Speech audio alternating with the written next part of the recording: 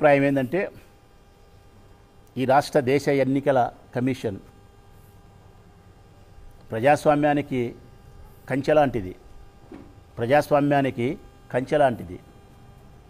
అలాంటి ఎన్నికల కమిషన్ కంచె చేను మేస్తే ఎట్లుంటుందో ఎలక్షన్ కమిషనే ఈ ఆంధ్రప్రదేశ్ రాష్ట్ర ఎన్నికల కమిషన్ అయితే నిన్న పులిందులో జరిగిన ఎన్నికల ప్రకారం అయితే కళ్ళుండి చూడలేని ధృతరాష్ట్రుని పాత్ర పోషిస్తుంది. కళ్ళు ఉండి చూడలేని ధృతరాష్ట్రుని పాత్ర పోషిస్తుంది. ఇంకా పోలీస్ శాఖ అయితే గుమస్తా జీవితాన్ని గడుపుతోంది. గుమస్తా జీవితాన్ని ప్రభుత్వం తన యజమాని ప్రభుత్వం ఏం చెప్తే గన చంద్రబాబు నాయుడు తెలుగుదేశం పార్టీ ఏం చెబితే ఆ పనులు చేసే గుమస్తాగిరి పనిని పోలీస్ చేస్తూ ఉంది. ఈ దేశంలో ఈ రాష్ట్రంలో ప్రజాస్వామ్యం లేదు. ఈ రాష్ట్రంలో ప్రజలకు స్వేచ్ఛ లేదు. ఈ రాష్ట్రంలో నాయకులకు వాక్ స్వాతంత్రం కూడా లేదు. ఎవరు మాట్లాడినా జైలు పాలే, ఎవరు మాట్లాడినా అక్రమ నిర్బంధాలే, ఎవరు మాట్లాడినా వారు ఇచ్చింది తీసుకోవాలి, వారు లేవన్నప్పుడు లేయాలి, వారు కూర్చోవన్నప్పుడు కూర్చోవాలి. అట్లా కాకుండా ఏదైనా చేస్తే తప్పనిసరిగా వాళ్ళపైన చాలా ఘోరమైనటువంటి చర్యలకు లోకేష్ రెడ్ బుక్ రాజ్యాంగం నడుస్తూ ఉంది. ఫైనల్గా నేను చెప్పేది ఒకటే, ఈవీఎం మిషన్లు అయితే చీటింగ్, ఉప ఎన్నికలైతే పోలీస్ రిగ్గింగ్. ఇంత తప్ప ఈ రాష్ట్రంలో మరొకటి లేదు. ఈ రాష్ట్రంలో అంబేద్కర్ రాజ్యాంగం నడవడం లేదు, లోకేష్ గారి రెడ్ బుక్ రాజ్యాంగం నడుస్తుంది. ఆగస్టు 15 నాడు జరుపుకోవాల్సిన స్వాతంత్ర దినోత్సవాన్ని నేనైతే మాత్రం స్వేచ్ఛ ఉంది, నాకు స్వాతంత్రం ఉందని చెప్పి నేను భావించడంలే. ఈ రాష్ట్రంలో స్వేచ్ఛ స్వాతంత్రాలు లేవని చెప్పి నేను భావిస్తానా. చంద్రబాబు నాయుడు పాలనలో రాష్ట్ర ప్రజలు సుభిక్షంగా లేరు. ఏ రాజకీయ పార్టీలు కూడా ధైర్యంగా ప్రశ్నించే పరిస్థితిలో లేని నియంత్రితపు పోకడలతో పాలన జరుగుతూ ఉందని చెప్పి నేను నమ్ముతూ ఉన్నా.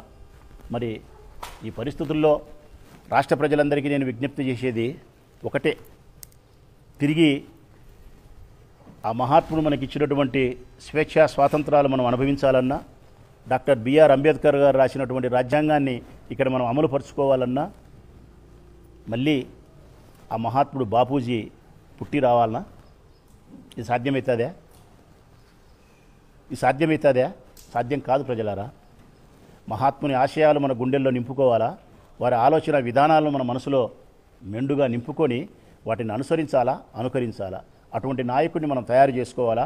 అటువంటి నాయకుడు మనకు తారసపడినప్పుడు అతనికి అండగా నిలబడాలా. ఆ మహాత్ముడు కలలుగన్న గ్రామ స్వరాజ్యాన్ని నెలకొల్పినవాడు జగన్మోహన్ రెడ్డి గారు. మీరు ఒకసారి ఆలోచించండి. గాంధీ మహాత్ముడు ఆశించినది గ్రామ స్వరాజ్యం. గ్రామ స్వరాజ్యం అంటే అర్థం ప్రభుత్వం పల్లెలకు రావాలా, అక్కడి నుంచి అన్ని కార్యక్రమాలు జరగాల, ప్రభుత్వం నడిపించాలా, పల్లెల నుంచి వాళ్ళకి కావాల్సినని చెబితే ఇంతవరకు ఎవరు అమలు చేయలే. జగన్మోహన్ రెడ్డి గారు అధికారంలోకి వచ్చిన తర్వాత గాంధీజీ కన్న కలలను నెరవేర్చినటువంటి ఆయనకు మహాత్మునికి ప్రేమైన మనవడు ఎవరంటే గాంధీ మహాత్ముడే. గ్రామాన సచివాలయాలు వచ్చినాయి. గ్రామాన 12 మంది 13 మంది ఉద్యోగస్తులు వచ్చి ప్రభుత్వం చేయాల్సిన పనులన్నీ అక్కడి నుంచే వాళ్ళకి కావాల్సినవి ఏర్పాటు చేసినారు. రైతు భరోసా కేంద్రాలు చేసి వ్యవసాయానికి ఉపయోగపడినారు. హెల్త్ క్లినిక్లు సెంటర్లు పెట్టి ఆరోగ్యాన్ని సంరక్షించే ప్రయత్నం చేసినారు. ఒకటి కాదు, రెండు కాదు. కులము, మతము, రాజకీయ పార్టీలు ఇవన్నీ ఏమీ పరిశీలించకుండా, పక్షపాతం లేకుండా అర్హత కలిగిన ప్రతి వానికి సంక్షేమ పథకాలను, అభివృద్ధిని జగన్మోహన్ రెడ్డి అందించగలిగినాడు.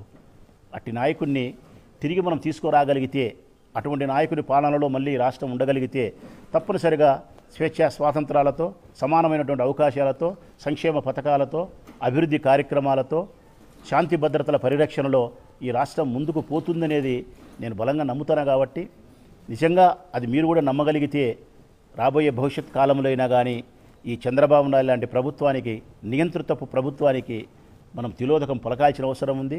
ఈ ప్రభుత్వాన్ని గట్టిగా ప్రశ్నించే దానికోసం జైళ్లకు భయపడకుండా గట్టిగా ప్రశ్నించాల్సిన అవసరం నాయకులకు ఉంది. ఈ ప్రభుత్వాన్ని కూకటి వేలతో సహా కూలదోయాల్సిన అవసరము, బాధ్యత ప్రజాస్వామ్యవాదులకు ఉందని చెప్పి నేను భావిస్తూ ఉన్నా. జగన్మోహన్ రెడ్డి గారి యొక్క ప్రభుత్వాన్ని రావాలని ఆకాంక్షించే ప్రతి ప్రజాస్వామ్యవాది, ప్రతి పేదవాడు కూడా అందుకు అనుకూలంగానే వైఎస్ఆర్ కాంగ్రెస్ పార్టీతో, జగన్మోహన్ రెడ్డి గారితో నాయకత్వాన్ని సమర్థిస్తూ నడుస్తారని చెప్పి నేను భావిస్తాను.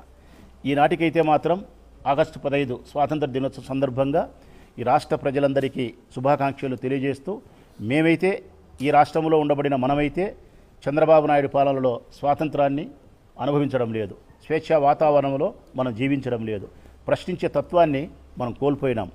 ప్రజాస్వామ్యానికి మూలం ప్రశ్నించే తత్వం, ప్రజాస్వామ్యానికి మూలం పునాది ఎన్నికలు. ఆ ఎన్నికలే అపహాస్యమైపోయినాయి, ఆ ఎన్నికలే పోలీసుల రిగ్గింగులతో జరుగుతున్నాయి, ఆ ఎన్నికలే ఈవీ మిషన్ల చీటింగ్తో జరుగుతున్నాయి, ఆ ఎన్నికలలో ఇచ్చిన వాగ్దానాలే అపహాస్యమైపోయి వాగ్దాన భంగం జరుగుతుంది. పేదవాళ్లకు, ప్రజాస్వామ్యవాదులకు తీవ్రమైనటువంటి నష్టం జరిగే ఈ రాష్ట్రంలో స్వేచ్ఛ వాతావరణం లేదు, స్వతంత్రత వాతావరణం లేదు, వాటిని నేను అనుభవించలేదని చెప్పి గట్టిగా నమ్ముతూ ముగిస్తా ఉన్నా.